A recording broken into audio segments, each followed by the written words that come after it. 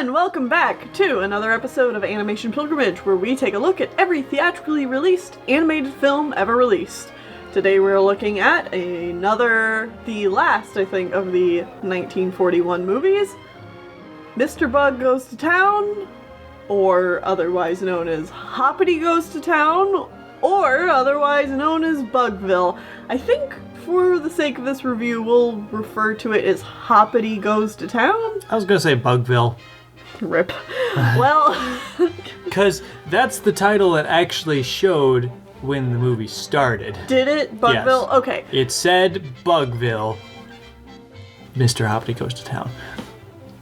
I think. Oh god. I wasn't paying that much attention. The DVD title screen said Bugville. Bugville makes the most sense because Mr. Bug Goes to Town doesn't and work. Hoppity Goes to Town doesn't work. Make sense. Because he came back from town. Yeah. Okay, hold on. Okay, I'm going to tell you the plot of this movie. Tell me if you've heard this one before. There's a country town, and some young this beloved teen boy character has gone off to see the world and has just come back to find that his hometown is in poor states, and they need to get out of there because there's bad things coming in and they need to get out of there, otherwise they're all gonna die, or bad things, they're all poor and shit. But there's this evil rich Monopoly man that's like, I will help you all out if you let me marry your sexy daughter. But no, the sexy daughter and the gangly youth asshole character are in love, so we can't have that. So they have to go find a new place, and then there's conflict, and eventually all the good people go live in a great new place, and it's all swell. There, you got the plot. Yep. I swear you've heard this one before. Yeah. Although, usually not in animated films, so... Yeah, generally not animated films. But, like, I've definitely seen this plot before. Yeah, and it's not a good plot. It's quite a bad plot. I don't like it. It's dumb. It's stupid. I hate Hoppity, who is the gangly youth. Golly gee willikers, golly gosh geez, goodness gracious. Golly, mister. I'm gonna say right now, I'm gonna make a compilation video of all his golly goshisms and put them together in a video for you guys. So, here's a link. Enjoy. Gee whiz. But seriously, it's a plot you've heard 500 times. The only difference this time is they're all bugs. Sort of. Sort of. They're human bugs. They kind of have the Jiminy Cricket thing, where they are human, they're tiny people with egg-shaped heads. These are more human than Jiminy. No. Face-wise, yes. Okay, sure, face-wise, yes, but at least some of them have bug bodies. That's true. Yeah, I don't like this aesthetic, to be perfectly honest. The animation was fine. Yeah, the animation actually was definitely a step up from their last film. Yeah, even the rotoscoping humans and stuff, that looked fine. Yeah, it looked significantly better than my. I thought they did a really good job with the animation and the rotoscoping, and the backgrounds were quite nice. The movie starts off with this, it's not super impressive, but it's like this really nice shot of the city panning in the background. And that was New York, right? I mean, they never show any, key New York things to make it, for sure New York. But considering Fleischer Studios was based in New York, I would not be surprised. Yeah, because, it's on the water, and... I mean, I'm assuming the Statue of Liberty exists at this point, right? Yeah. Okay, because I don't know if the Twin Towers exist yet. Which Probably would be not. The iconic thing to see. Well, yeah, and I don't know about the Empire State Building either. Yeah. But either way, it's Not a big sure when city all that was built. on some big body of water. but that doesn't matter because they live Probably in New this York. tiny backyard. But the fence is broken down, so people just walk through all the fucking time, which is why they're in danger. Yeah, people keep throwing their cigarette butts in this little... Burning people's houses down and The bug's house is down. stepping on people's houses. Kids playing, like, hockey with a can and such. Somehow, no one dies. Yeah. No casualties in this movie. Not a one. I was really expecting the mayor bug guy to die numerous times, especially when the movie was wrapping up. I'm like, okay, now he's dead. Okay, now he's dead. Okay, now he's... Oh, no, he's still alive. Nope, no one can die. Yeah.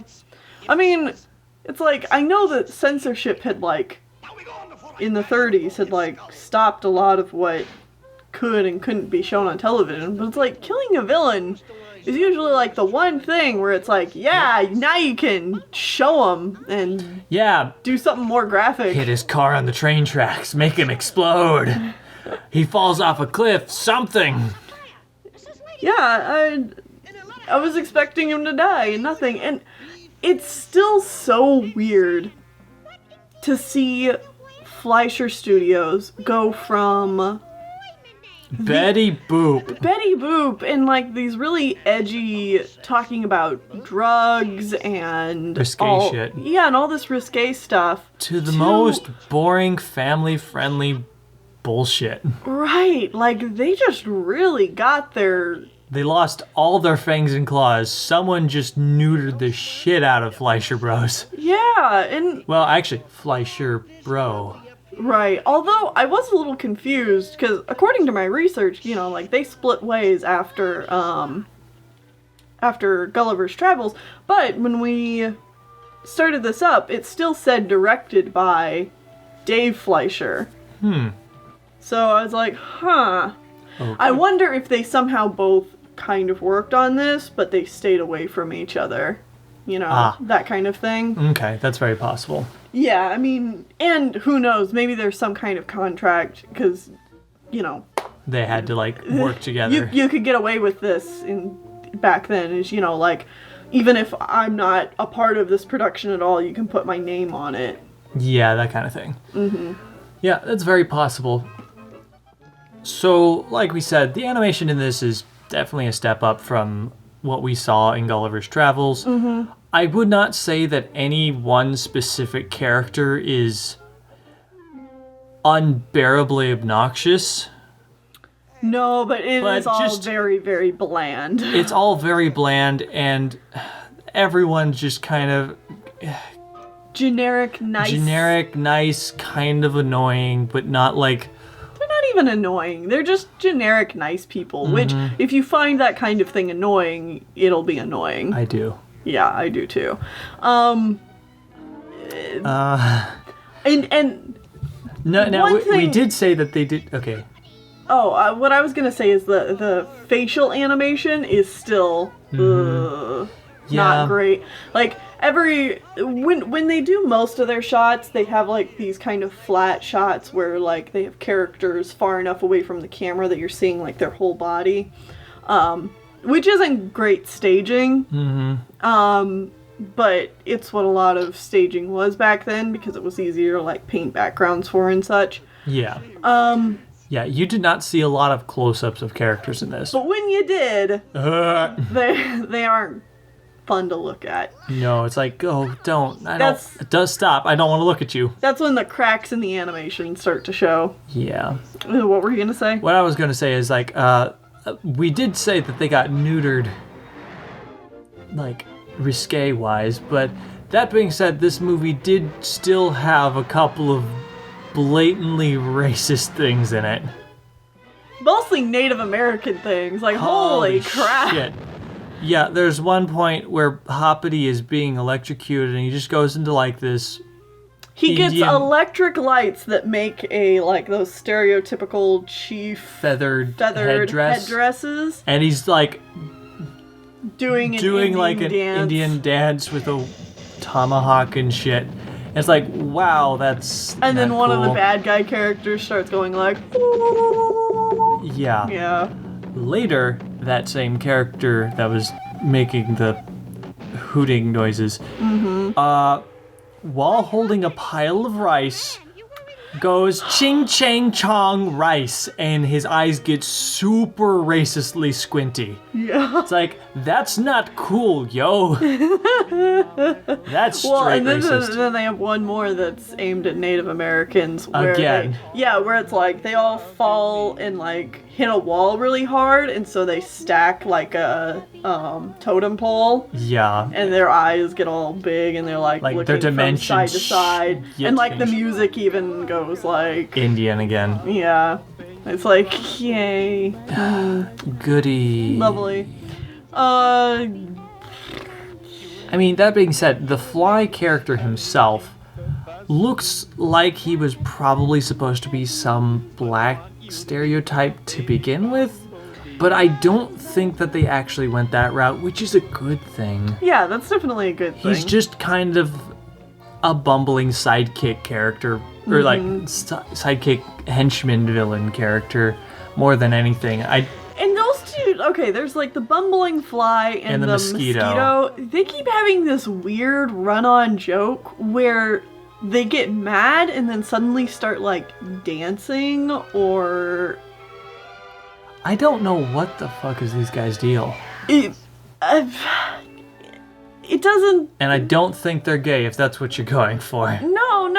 I don't I don't get 'em. understand the joke. Like They're they'll be the like, comic "You relief." fool, you messed it up," and then like the fly will grab his nose and start playing it like a flute, and then the scene will cut, and I'm just like, What was the point of that? okay,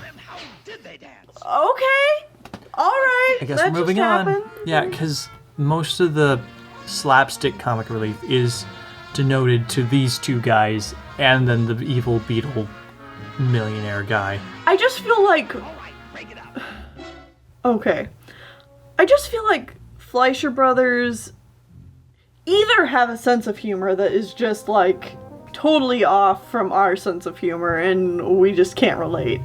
Or what I feel like is more likely is that they feel like they had to put jokes in their movies because that's what was profitable at the time. And so they threw jokes in when they really Didn't need didn't. jokes. Yeah, because all the jokes are just so aimless. You know, there's no purpose. No to purpose, The and jokes. not necessarily a lot of bite to most of them either. Right, like, okay. I'm gonna go back and talk about Snow White a little bit here. Jokes where it's something like the scene where Snow White is kissing all the dwarves goodbye. Mm-hmm. There's a lot of jokes in that scene. You know, you've got the joke where Dopey keeps coming around to get more kisses, and he keeps trying to, like, give her an actual kiss. But the purpose of that joke being in there is to also build up the fact that Grumpy is sticking behind and, like, fixing his hat and making sure he looks nice before he comes up. So those are like But he also waits until everyone else is gone. right, so that they nobody can't else see hears it. him. Yeah. Right. So those are two jokes that are playing off each other and serve the purpose of the story and character development. And then you have Grumpy going up to Snow White, telling her to be careful and make sure not to let anybody in the house. She gives him a kiss, he resists, those are all jokes. He goes, and then, like, he stomps off and he's like, oh, she's so cute. And then he falls in the water.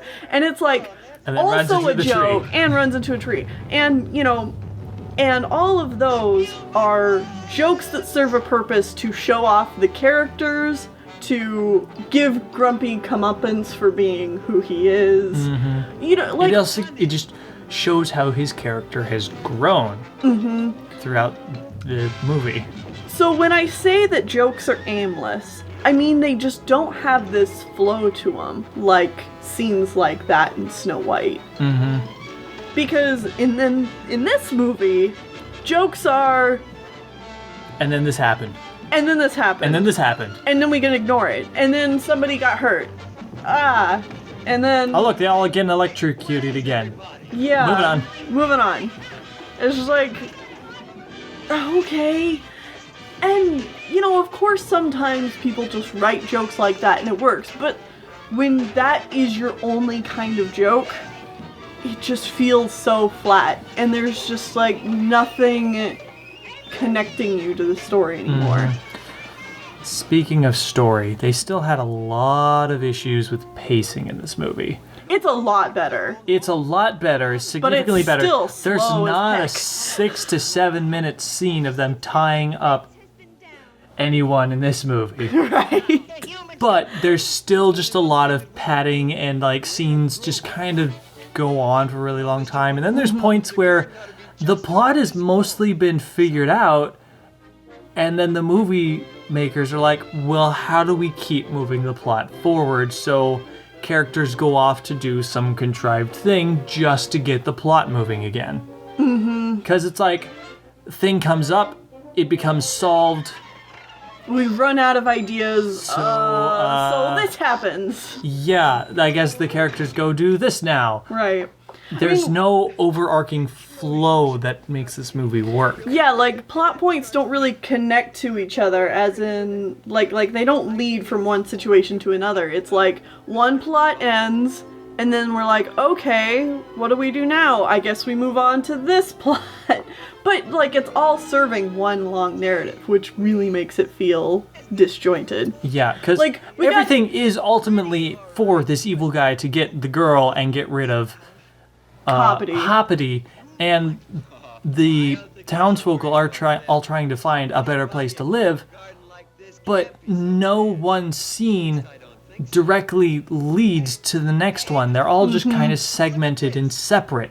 Yeah, it's like, you have the section where Hoppity figures everybody should go to the garden to live. And then they get washed out. And then they get washed out. And then we have another scene with the bad guy who's trying to get the girl again. And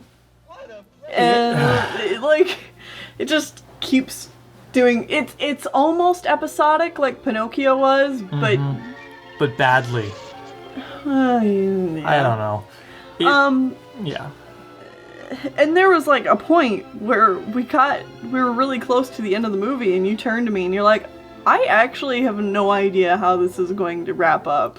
Yeah, it's honestly like, okay, they've gotten to the point where they have been fucked over so badly that there is no possible conceivable way that they're going to be able to rectify this situation. Even though they've set it up, there is no goddamn way they can use that out anymore because they destroyed it. Right. And in the back of my head, I was like, I feel like I know how this is going to end. But even I was like, when they finally revealed... That would be too stupid. I'm like, that would be too stupid. And then they revealed how it was going to end, and I'm like, well, that's even stupider than what I thought was going to happen. This ending is even more stupid than the stupid plot they set up to begin with. I mean, at least they have, like, a flow with that being the song that the guy is playing. So it's, like, kind of tied in. But that doesn't come into the movie until, like, halfway through. Like, the whole plot with the humans and their Dick Dickens songwriting... Dick Dickens' songwriting career does not come into the movie until halfway through, which is how they get saved in the end. And, of course, the ever-important U.S. Postal Service! I'm sorry, the Postal Service is garbage. It might have been something to look up to back then, but it isn't anymore, so it's more of a joke now than anything. Okay, yeah, so essentially, to explain this for people who haven't seen this movie, because, you know, most of you probably haven't, so there's this whole, like, convoluted B story about this... B-plot in a movie about bugs? Tennille, don't do this to me! Anyway, there's these humans that live near where the bugs live. The bugs are actually living on their property because it's this big old mansion, castle-y house in the middle of the city, but they can't make the payments on it, so he's trying to write a song, and they're waiting for the studio to give them the check. So that saying that they bought the rights to the song. And so they can... And they're going to publish it. You know, pay off the house and stay there. Right. And luckily, while Hoppity is there eavesdropping on him, they're like, wow, if we get that money, we'll be able to fix the fence so people stop walking through that area. So that would fix the Bugville's problem. So Hoppity, like, goes back to town, and he's like... They're the humans, they're just waiting on something called a check, and once they get that, they're going to fix the fence, and that's going to fix our problems.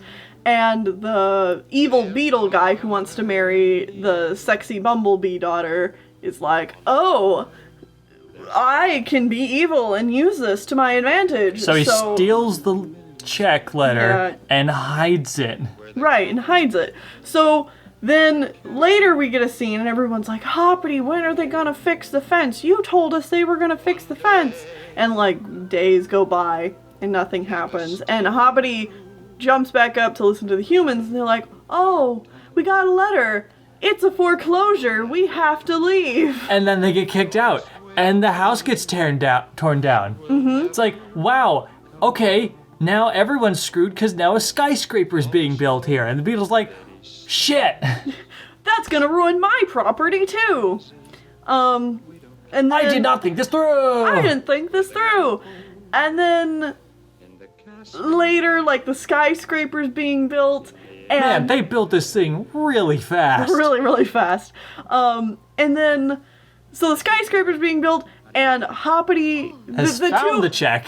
Has found the check, and the two... couple people come back and they're like, oh, Dick, I know it's silly to come back and look at this place, but I just wanted to see what it looks like now. If only we'd gotten that check. If only we'd gotten that check. We could build a house on the top of the skyscraper, and we'll have a big old garden, and it'll be great and beautiful. Yeah, okay, yeah, and it's right before these two chuckle fucks come back in that we're like, how are they gonna wrap this up?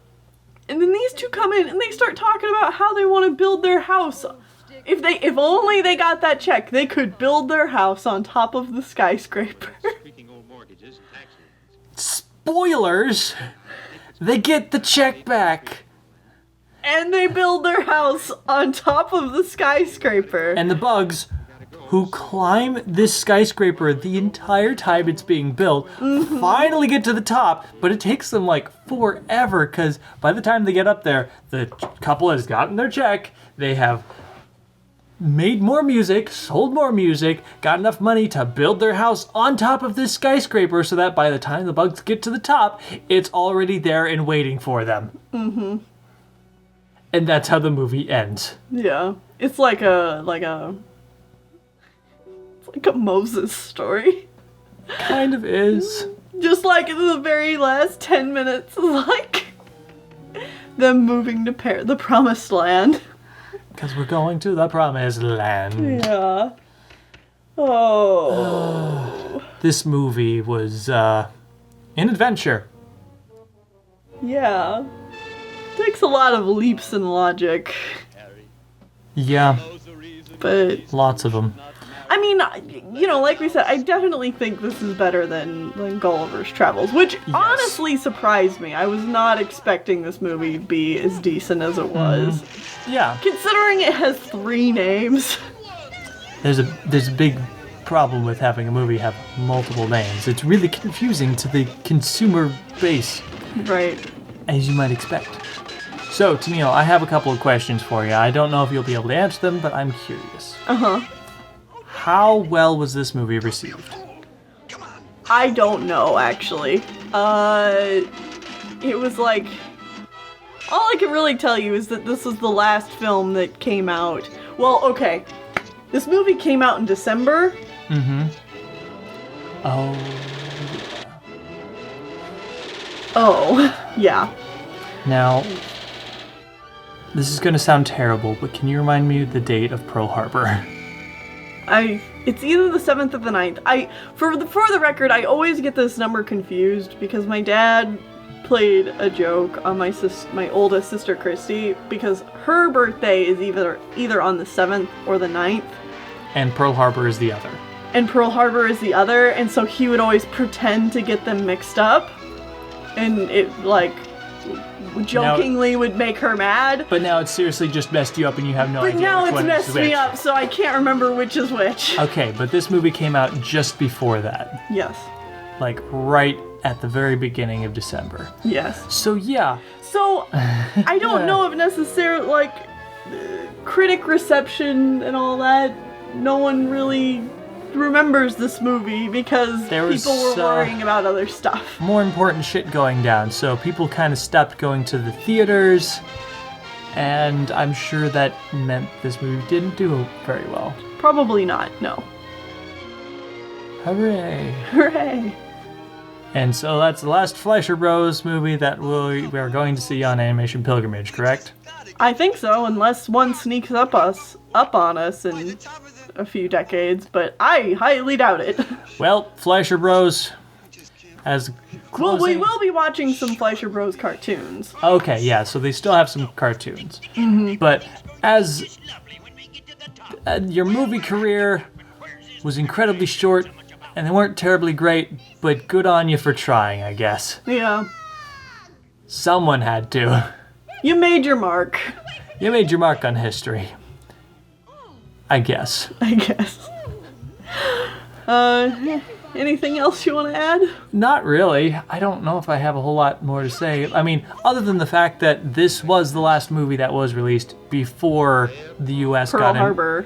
Before Pearl Harbor. So after this, America gets involved in the war. Mm-hmm. So this deeply affects what animation and movies in general, what happens after this. Mm-hmm. So we're not going to get a whole lot of lighthearted or well thought out movies. We're going to get a lot of lighthearted movies. But... Very lighthearted movies here for a while. Uh-huh. That being said, immediately after this one, next time, we're watching Bambi. Bambi. So, yes. you know, this movie was almost done by the time this happened, so they're like, well, we can't not release it. Yeah. But after that, movies will change. Yeah. So we've got one more, actual movie before we start getting into all the package films. Mm-hmm. Oh boy. All right, well, join us here back next time for Bambi. Bambi.